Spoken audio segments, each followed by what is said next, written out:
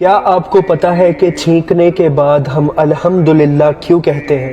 ایک چھینک کی رفتار 100 مائلز پر آور ہوتی ہے، اور اگر آپ تھوڑا سا اونچا چھینکیں گے جتنی ضرورت ہوتی ہے اس سے تھوڑا زیادہ، تو آپ کی ربس، آپ کی پسلیوں کی کوئی ایک ہڈی ٹوٹ سکتی ہے اس سے۔ کیا ہوگا اگر آپ اپنا ناک اور منہ بند کر کے چھینکیں؟ اگر آپ نے اپنا ناک اور منہ بند کر کے چھینکا تو آپ کے پھیپھڑوں کے درمیان ہوا سٹک ہو جائے گی، اور آپ کے دماغ میں جو بلڈ ویسلز کا سسٹم ہوتا ہے وہ رک جائے گا ایک جگہ پہ، اور اس کے بعد آپ کی ڈیتھ ہو جائے گی۔ اور جب آپ چھینکتے ہو نا تو آپ کے پورے باڈی کا جو سسٹم ہے نا وہ کام چھوڑ دیتا ہے، آپ کا دل بھی کام کرنا چھوڑ دیتا ہے جب آپ چھینک رہے ہوتے ہیں۔ بیسیکلی چھینکنے کے بعد آپ ایک نئی زندگی میں واپس آتے ہو، آپ کو ایک نئی زندگی ملتی ہے اللہ تعالیٰ کی طرف سے، اور یہ چیز آج سائنس پروف کر رہا ہے۔